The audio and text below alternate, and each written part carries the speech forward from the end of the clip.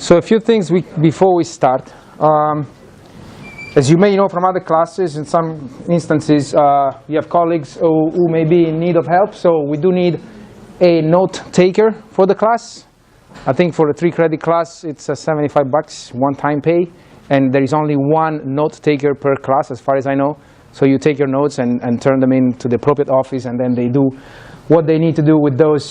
So if you want to be a note taker, come see me at office hours. I have a form that I have to give you, and then you bring it to the office. If there is more than one candidate, bring your notes so I can see which ones are more readable, I guess, and we'll decide. So please do consider this because it helps several of your colleagues. One more comment. So next time, since it's going to be Friday, before the long weekend, I decided that I wanted to use MATLAB just for a change. So bring your laptops if you want. I'm going to actually, so you can actually start doing this. I'm going to solve in class what is example 2.3, which you can start doing after this lecture, at page 72. So I'll write it here.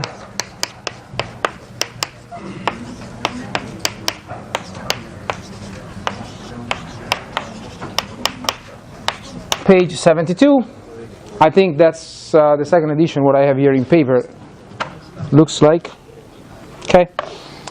So look into this. It basically requires you to integrate some differential equations. So we'll play with that. We'll actually develop it from scratch in class. I already have the code. Not the one. So do you guys get access to the appendix with the software? Because this book comes with MATLAB functions. And I think they are at the end. Let me see. I don't remember if with this version, yeah, they are at the end. Yeah. So I think, yeah, 3body.m, yeah, all these functions are here in the appendix. And I'm pretty sure there are some actual functions that you can probably download for free online, I'm not sure. I bought the electronic version, so it came with a zip file. But look what you have in your book at the end of the book. And but try not to use too many of those. So I'm going to start developing my own code here in class next time, even though they give you code. Because if you have it already done for you, you're not really putting any thinking into doing it. Okay, so bring laptops if you want. Have you tried to solve problem 3 from the exam 1 in my dynamics class from last semester? How many have tried? Okay. Well, there were the solutions, of course, in the next PDF. So, but with what we do today, you may want to go there and try to solve it. It's a pretty simple problem that has to do with inertial and non-inertial reference frames and how we approximate the ECI to be an inertial reference frame. So once again, and these are all going to be on video. Every time I tell you, try to do this, you should really try to do it. It's my way of giving you homeworks on top of the ones we grade, okay? So if you don't listen to what I'm telling you, it's on you. If I tell you do this, you probably should do it, okay? On top of the 3 homeworks that you get formally. It's all good exercise. All right, so that's all I need to tell you. Today, we finally start talking about masses that attract each other and gravitational forces. Okay.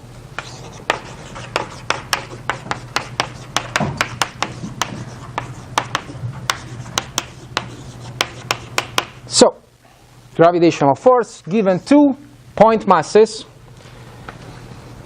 P1 of mass M1 and P2. So these are 2 points in 3-dimensional Euclidean space that happen to have mass now. And calling R the distance that separates the 2, the norm of the force of attraction that they exchange with each other, for now I'm going to call it Fg, gravitational, so the norm, I'm not defining vectors yet. It's given by this model, G, M1, M2 over the distance squared, where G, don't expect anyone to memorize this expression here, I mean this value, but I'll give it to you. is 6.6 whatever 10 to the minus 11 meter cubed over kilograms second squared. Okay? Now, as engineers, we work before writing down that expression. Okay? So, this is something that approximates what happens between two particles of mass m1 and m2.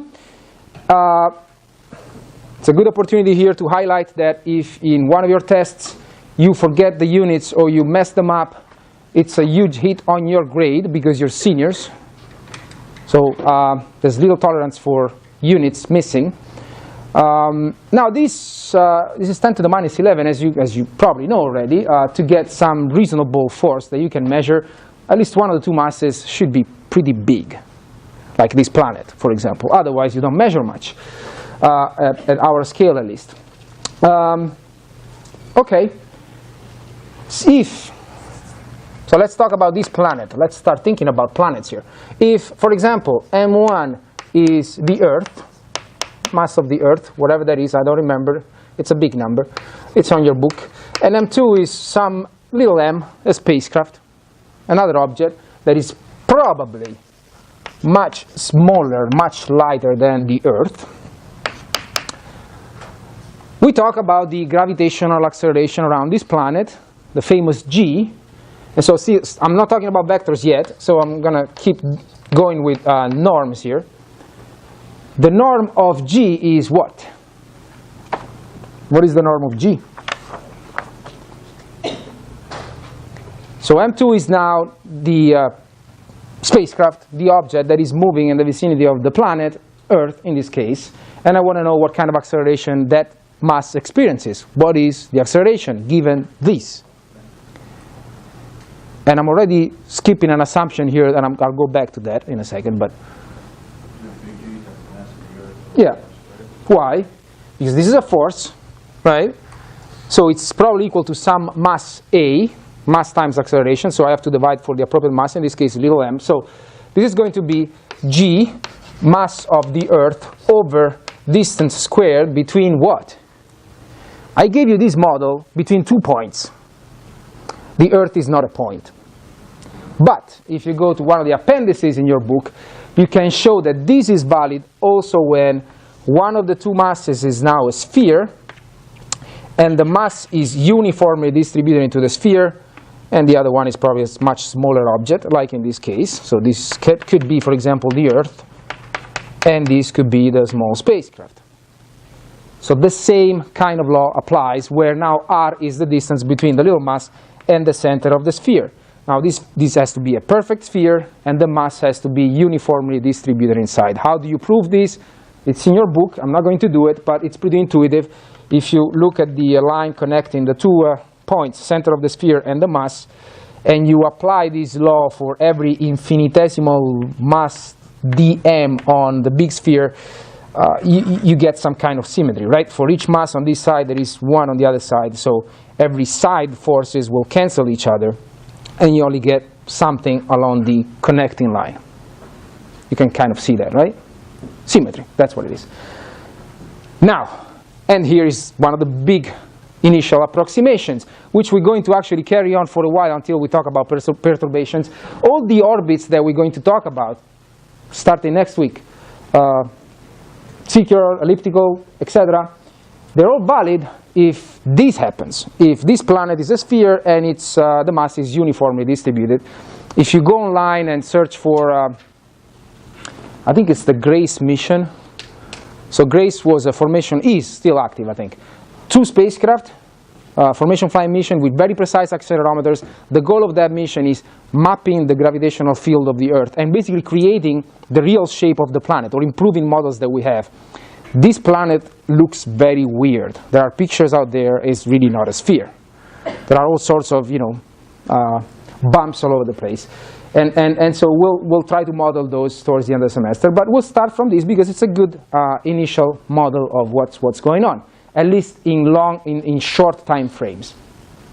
Okay, so that's the assumption that I skipped when I went here, but that's still valid if the Earth is a sphere. Now we can further refine this and say that the distance between center and of the planet and the little mass is radius of that planet plus the height of the object above the surface. So that would be my h right here. Okay? And of course there is a radius here, re. And yes? Sorry, why is there no m squared? Like a second m? This one? Yeah. Because this is the acceleration. So this is an acceleration. Oh. It's not a force anymore, okay? It's the gravitational acceleration. So I divided by the little m. Okay? So just to confirm, the Fg is force due to gravity, and g is our local force of gravity on Earth? The big G is a universal constant. So it's just given in books. It's there. And it came from experiments. So this doesn't change. This is the local acceleration of gravity around the planet. Definitely a much better model than, and this is not a vector yet, but in terms of its magnitude, definitely not constant anymore. So it's better than assuming a flat planet, that's for sure. Yep. That was 6.6742 or 9? I have 4.2 from the book. Oh. Yeah. As you guys know, I'm not a big believer in memory, so I copied that and forgot it the second after I wrote it down. But that should be the value. Okay. Now, if you want, you can try to stick in the G value here, the mass of the Earth. You can find it. Radius of the Earth is usually approximated to 6,378 kilometers. I remember this number just because I use it more often than the other ones. Stick h equal to 0, and you get the acceleration at the surface, which is about 9.8, roughly, meters per second squared. Okay? So that is the initial model that we will use. Actually, we'll get to an expression that is a vectorial equation that we're going to torture for a few lectures. We're going to use it in so many different ways to get to our orbits. Any questions? Any more questions? Okay. So let's talk about vectors now. That's the magnitude of the force, and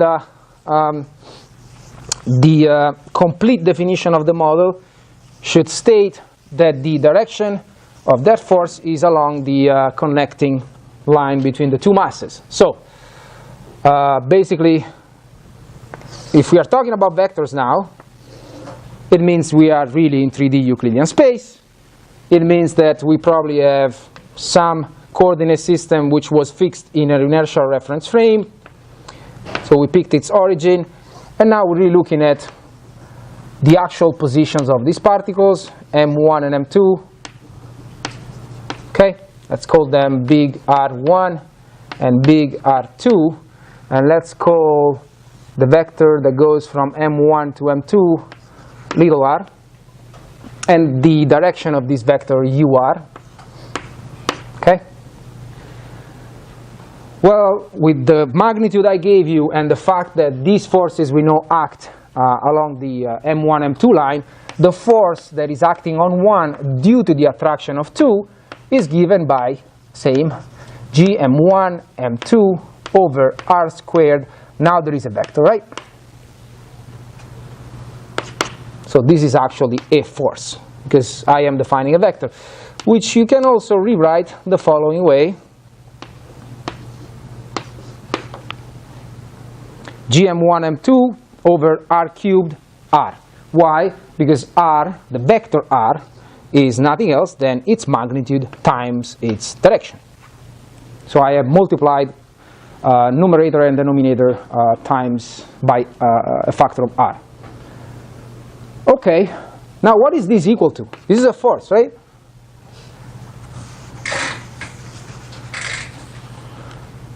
We have seen 3 laws last time. Inertia, F equal ma, action, reaction. So let's use the second one. This is a force acting on particle 1, unless there is something else acting on 1. That's the only one acting on it. So what is that equal to? Mass of 1, acceleration of 1 with respect to the inertial reference frame.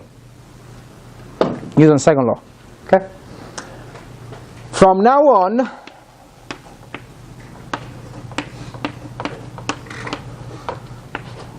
let's agree that we will use the dot symbol for derivatives as well, not as, instead of the usual d dt in n. Because I'm going to take a lot of derivatives of vectors in an inertial reference frame, so I really don't want to carry that around, and that's actually what also your book does, even though your book never really tells you that, well, that the dot on top of vectors is a time derivative. It's a rate of change taken by an inertial observer. But we agree here, and it's on video, that that's what it means. So when you'll see from me a vector with a dot on top, that means an inertial observer has taken the rate of change of that vector, okay? So in other words, this will allow me to just write M1 big R1 double dot, right? Much nicer than d dt blah, blah, blah. Okay, that's for the first one. Second mass, what principle do I need to use, or actually, what law do I need to use? If M2 is acting on M1 with this force, what is this? It's just the same with the minus in front. Action, reaction. That's right. Okay? Which is also equal to M2 now, R2 double dot. Okay. So at this point, I think I had a suggestion for you. Well, I'll give it to you in a second. So these two equations here, this model equals this, and that model equals, this is a model of the force, and this is mass times acceleration. They tell you how those particles are moving. We don't do much with them.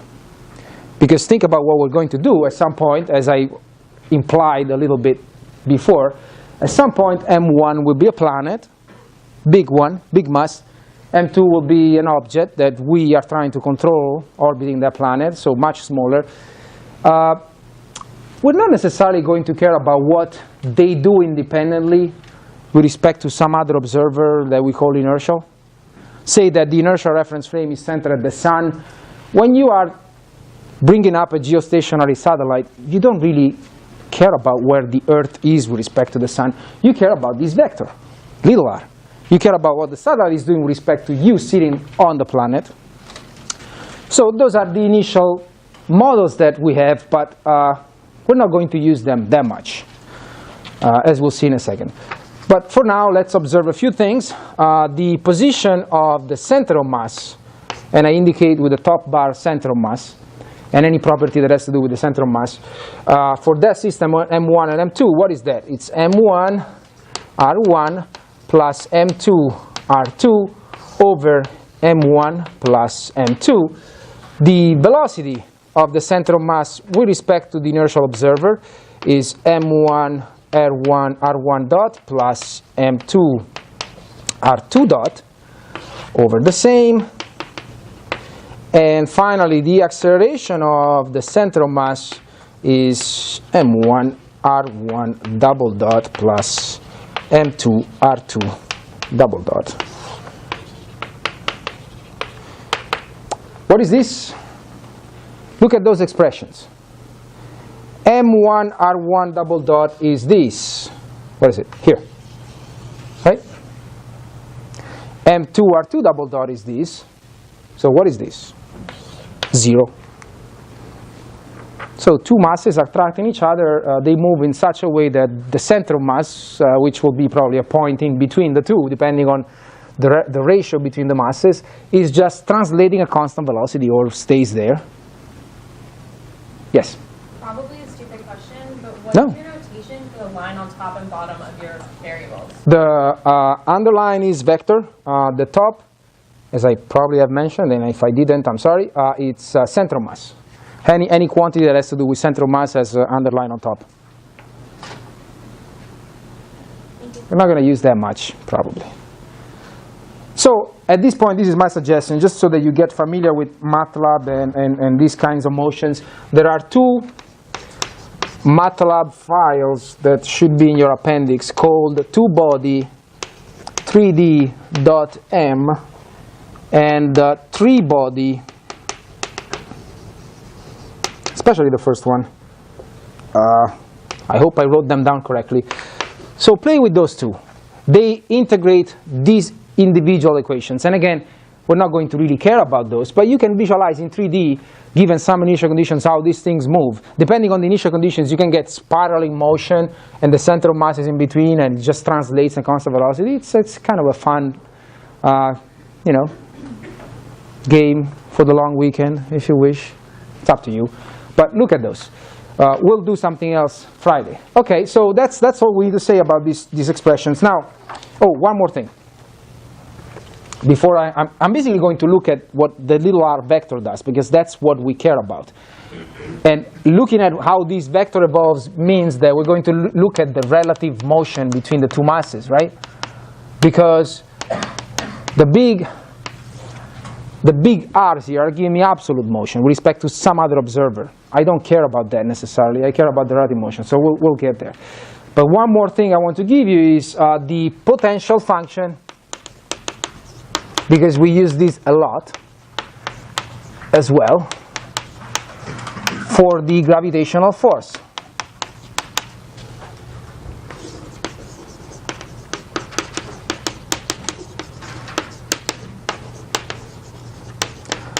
So I claim that this function v, which is a scalar function, minus g m1 m2 over r,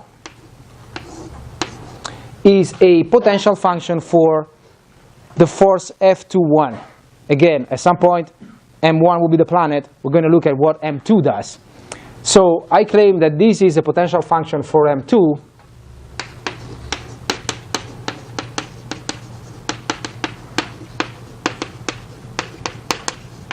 for F21. What does that mean?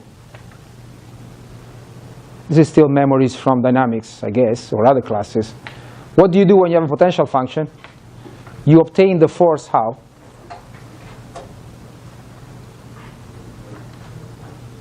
Gradient, sounds familiar, gradient of the function? No? If that is true, it means that I can obtain F21 as minus the gradient, which is giving you a vector operator over the r vector of v, applied on v.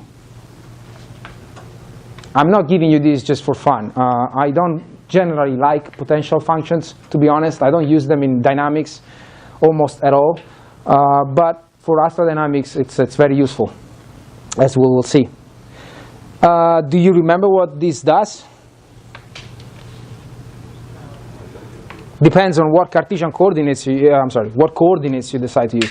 Say that we use Cartesian coordinates, right?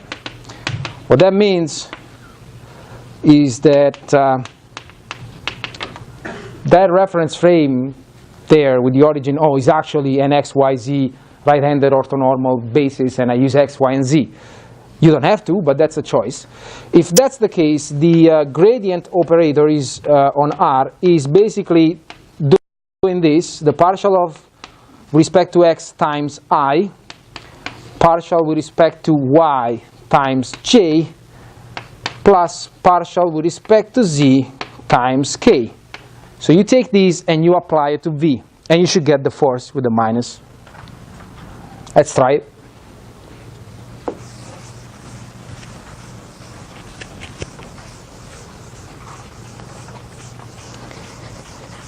Let's try these partials. Okay, so if I am using Cartesian coordinates, I better express v, first of all, in those coordinates. Minus g m1 m2. Tell me how to write r in Cartesian coordinates.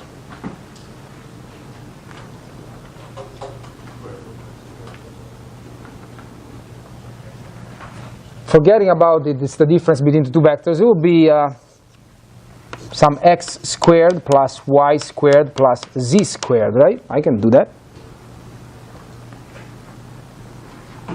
It's, of course, it's implicit here that it's x, it's the distance between the two masses that has some x, some y, and some z component, right?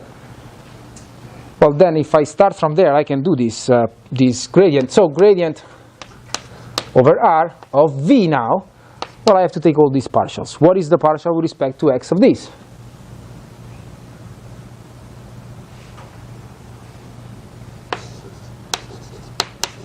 Two. I have a 2 down here. The minus goes away. This is the square root of the same expression, now cubed. And here I have a 2x, and then I. Do we agree?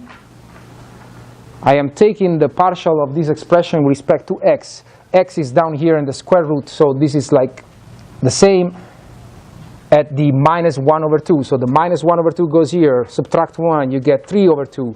So square root cubed. And then you do the partial of what is under the square root, which is 2x. And you can see how the same is going to be here, except I have 2y. So this is going to appear here as well, plus 2zk, and I'm forgetting that the same stuff goes in front here. Okay, so the same goes here. Okay, good. Well, the 2's, they will simplify. There is a 2 here, a 2 here. They go away. This is g, m1, m2. This is what? Square root of these quantities cubed, it's r cubed, right? And it's appearing in front of every single term. So I'm going to collect that. And this is multiplying xi plus yj plus zk, which is what? What is this? That's r again, right? So I get what I want, m1, m2, r cubed, r vector here. Remember that I have to put a minus in front. And so that gives me f21, in fact. Just needed to give you this because we'll use it. Potential function for the gravitational force is very important. Okay, let's look at relative motion now, finally. Because that's really what we care about, is what that little r vector is doing.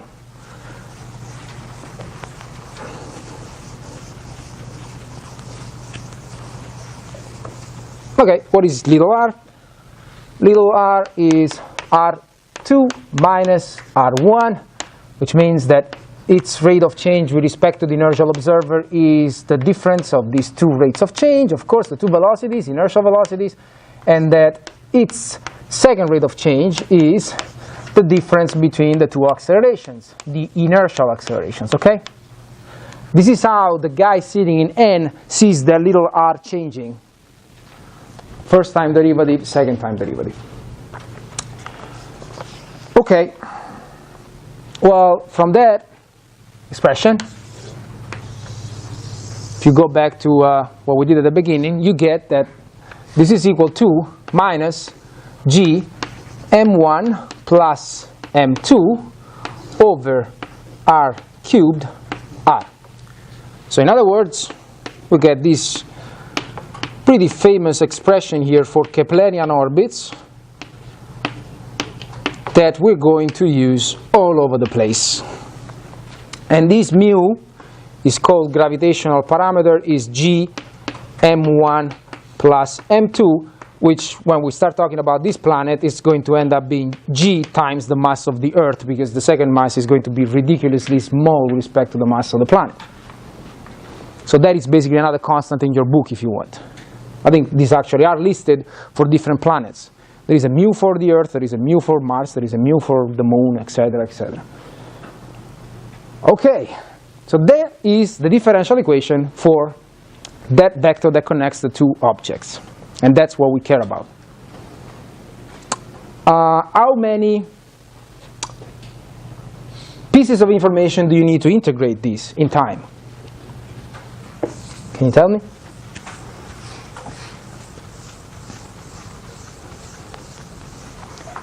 No? You don't want to tell me?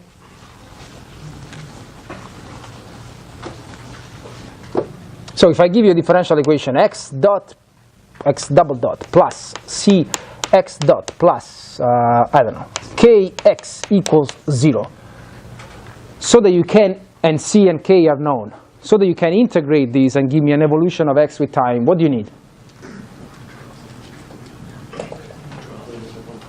What? Initial conditions. You have a differential equation, you don't know where to start from, there's no point in integrating anything, right? So you need initial conditions. So, but this is a scalar, x, say that it's a scalar function. This is a vector. How many initial conditions do you need for this one? 2. You need some position at initial time and some velocity at initial time, because there is a second time derivative here. So multiply that 2 times 3, because this is a vector, right? So you need 6 constants of integration.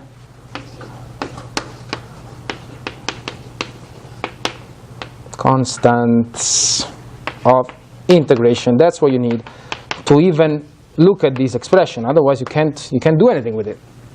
In other words, you need, I'm going to move them here, you need some position at initial time and some rate of change of that position at initial time, right? And just to be consistent with how people call this would be my state vector in general. So this is state vector at t0. But if you remove the 0, position and velocity is called the state vector. Okay, and we will see, not until next week, that yeah, the 6 constants of integration can be an x0, y0, z0, and their rates of change at initial time. But there are much nicer way to talk about the constants of integration, such as same major axis, eccentricity, inclination, and so on and so forth. But for now, we're not going to talk about this. Okay, that's my expression. What do I do with this now? Well, let me see if I forgot anything here. I don't think so. Okay.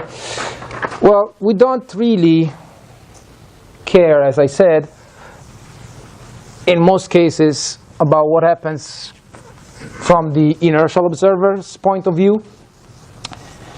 But we do care about what happens from which point of view. Again, M1 eventually will be a planet, right? This is M1, and you're sitting somewhere here, right? And you're looking at this satellite that is doing whatever it's doing. And this is your r vector here. This is your r distance. So it would be nice to actually look at things from that point of view, from M1, sitting on M1. And so let's say that we do that. We change reference frame. Now what happens when I change reference frame? Well, what we demonstrated, was it last time? 2 lectures ago? I don't remember. But let's write it down again.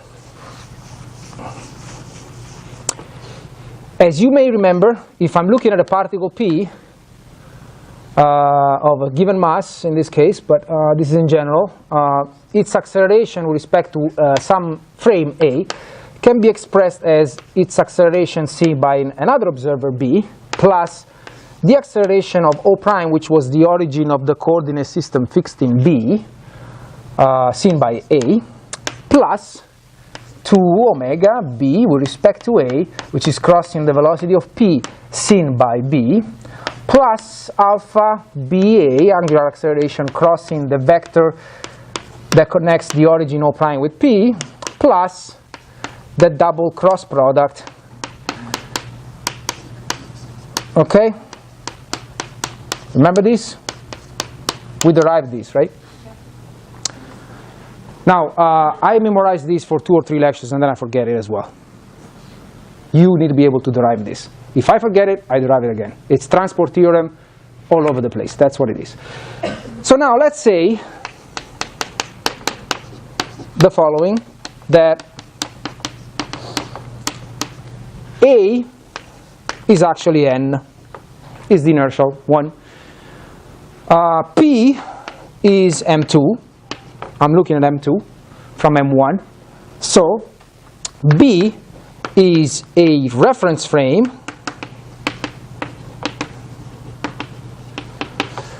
whose coordinate system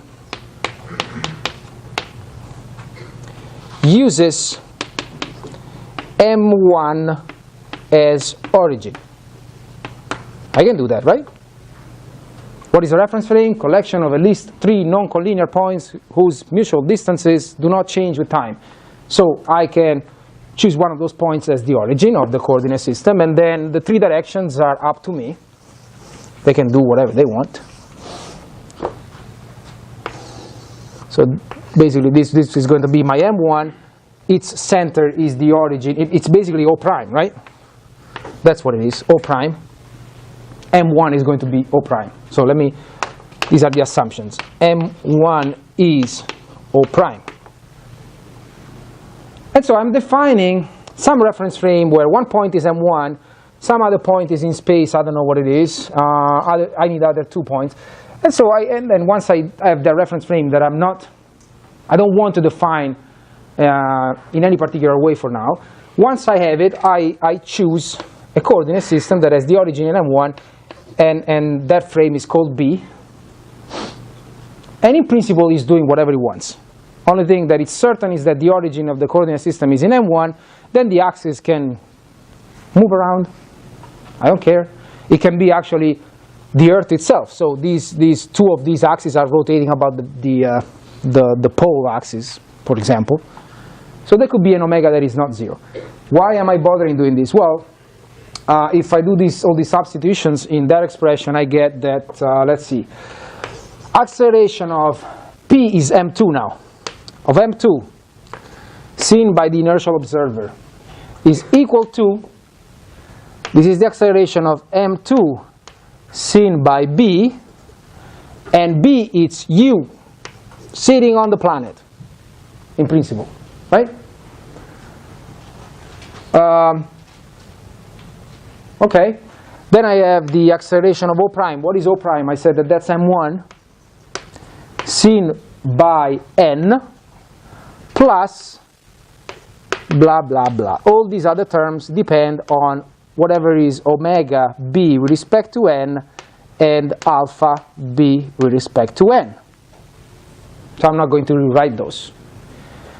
This is the piece that I care about because I do know what this is. Acceleration of M2 with respect to N minus acceleration of M1 with respect to N is what? Well, except that it's going to be M2 with respect to B plus the other terms. What is this?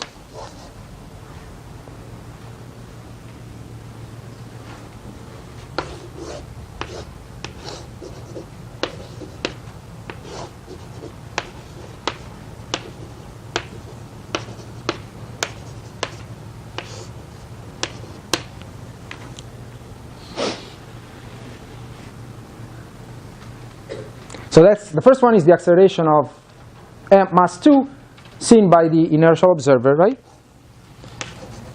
The second is the same, it's only for mass 1. When I subtract the 2, what do I get? R double dot. Yeah, I get R double dot. We've done it.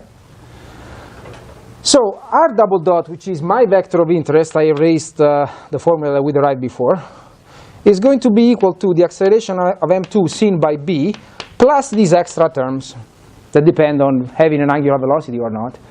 If I don't have an angular velocity, so if now I lock this frame in place, the only assumption is that the center of the coordinate system is at the center of the planet and the axes don't change orientation, so the Earth goes around the sun, but I don't change the orientation of the axis, then this is true. And that's pretty powerful. That is telling me that the R double dot vector that appears in this expression here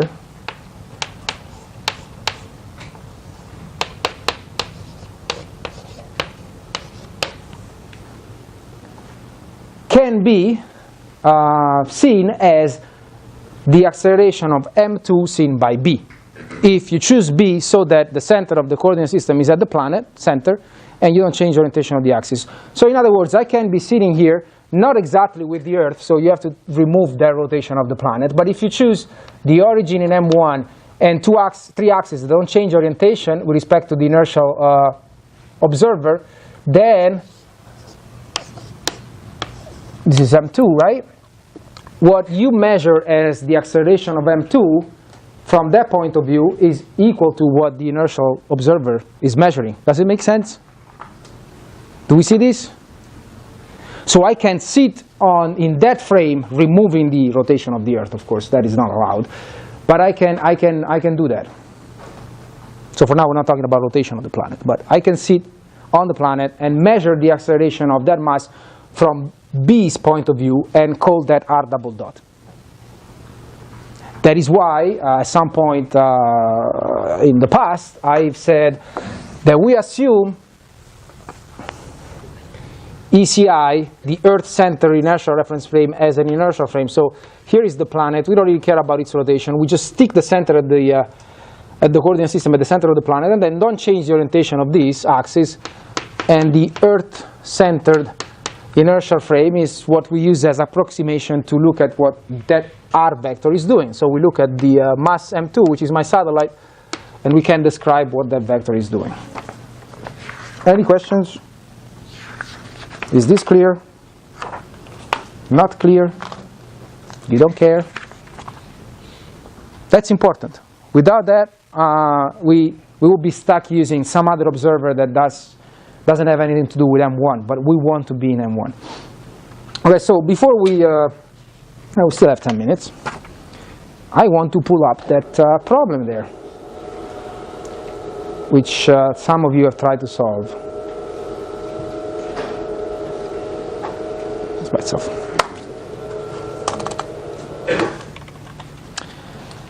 Okay, how do I do this? Like this. Good.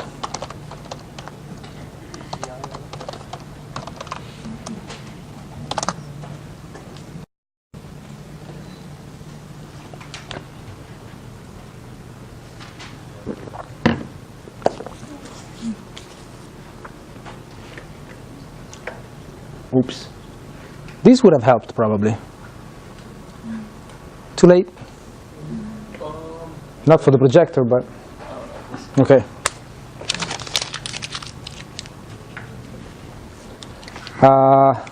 Yes, thank you. So if you go on my website under teaching, of course, there was this problem here.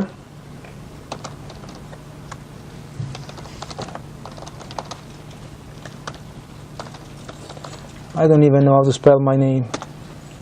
Okay, good. You have no idea how many have messed this up completely. Okay. Yeah, there is a lot of reading, but it's really not that big of a deal. So, consider the following simplified two-dimensional model of a Sun-Earth spacecraft system. The Sun, let me zoom out, is located down here, right?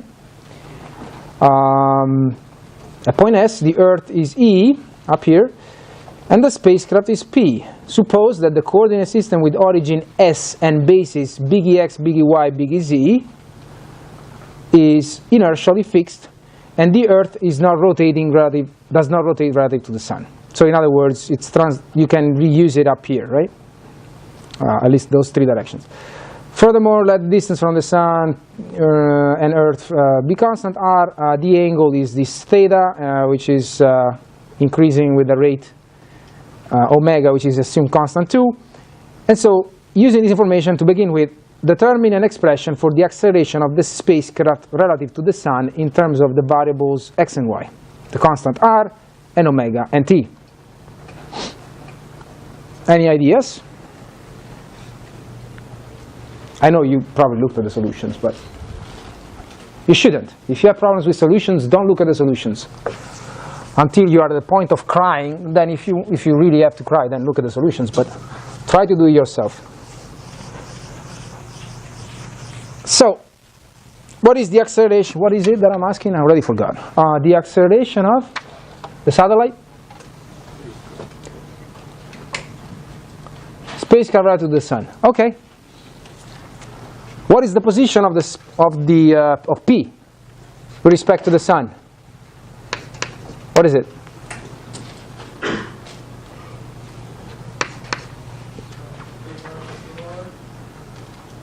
I can just say that it's r cosine of, it's, you know, the basis is given there, Ex plus r sine omega t Ey plus, I have the same basis up there, I just called that little r. Was it called little r? I don't remember, sorry. I have to go back and forth.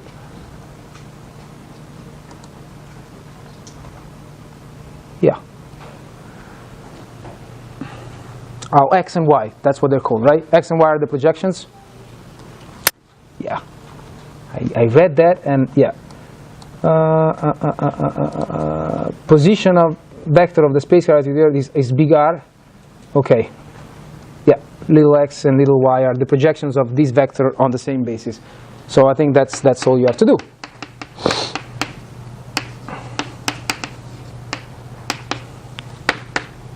So you can collect everything together.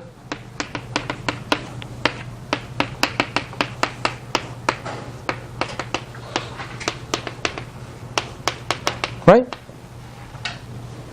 What's the velocity of p with respect to the sun, if you want, because that's what I want? Well, it's already expressed in a basis fixed with the sun, right? You just take the rate of change of what's in here. What is it? Minus omega r sine of omega t plus x dot Ex, and then r big omega cosine omega t plus y dot Ey, and so the acceleration is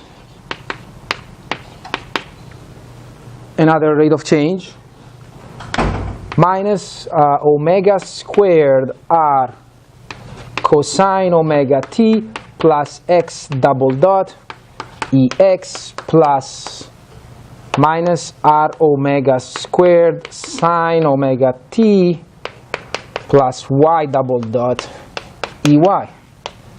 That's your first question, I believe. Nothing special, right? That's the acceleration with respect to the sun. Then the rest of the problem is where it got tricky for some people. So assume these constants, blah, blah, blah. In astronomical calculations, the Earth is often considered to be an inertial frame. And so you basically, as we've just done, you choose the center to be the Earth and just fix axes that don't change orientation. You call that Earth-center inertial Cartesian coordinate system. So using these values, I was asking, when is it reasonable to consider the Earth to be an inertial reference frame?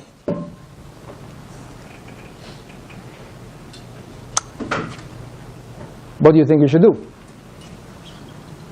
And then I'm asking if I change the values to r much shorter distance and omega much higher, angular velocity of the Earth around the sun, is that still feasible?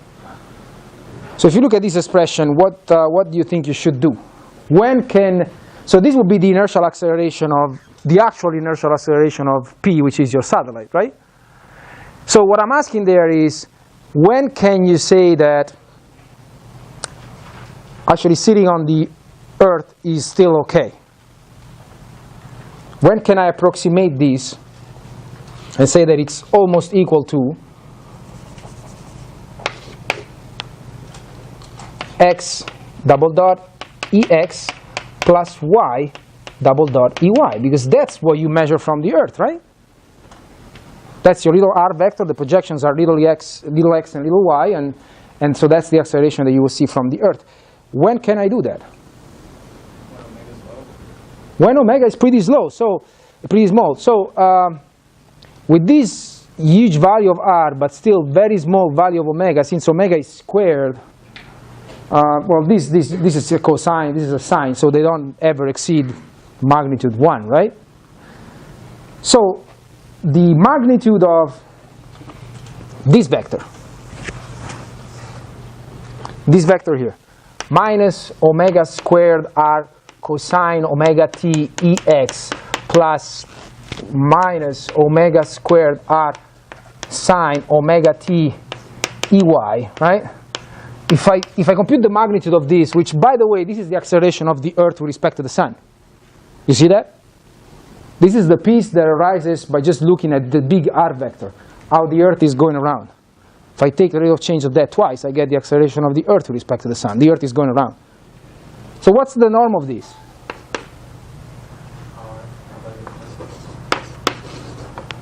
Huh? Right? Sine, cosine squared. You sum them together, you get a 1. So if this thing is much smaller than the norm of this acceleration, which is square root of x double dot plus y double dot, if this is true, basically, then you can, because you can neglect these two. So the Earth is moving slowly around the Sun, so that piece goes away. You can approximate that acceleration. Does it make sense? And in this case, with these values, you have a 10 to the 11, but then you have a 10 to the minus 7 squared. So I have the numerical values in the solutions, but this number is, you know, it's what it is. It's fixed. It's a certain value meters per second squared. And so now this is the problem, and that's actually the hint that I'm giving there, is that as you go higher, this is, what is this? This is the magnitude of r double dot square, of r double dot, right? That's what it is. And since we know that this r double dot is minus mu over r cubed r, we know that this goes down with height. As you have a bigger and bigger orbit, the r increases, the magnitude of this acceleration is going down. So this is fixed. It's whatever it is. It's a numerical value. This changes depending on your orbit. If you are in a low Earth orbit, the r is not that big. So this acceleration is actually pretty important. What is that acceleration on the surface? 9.8 meters per second squared, compared to something 10 to the minus 3, whatever it is. So as you go higher, that 9.8 is going down and down and down. You get to a point, a geostationary orbit, that's why I gave that hint, and you may want to do it, where it's still okay. The acceleration at 42,000 kilometers from the center of the planet, this one, it's still big compared to this value here. But as you go much higher, it's not valid anymore. So it gets to the point where if you're too far away from the planet, your approximation of using it as an inertial center, as an inertial reference frame is not a good idea anymore, because the acceleration of the Earth is not negligible anymore. We'll do more next time.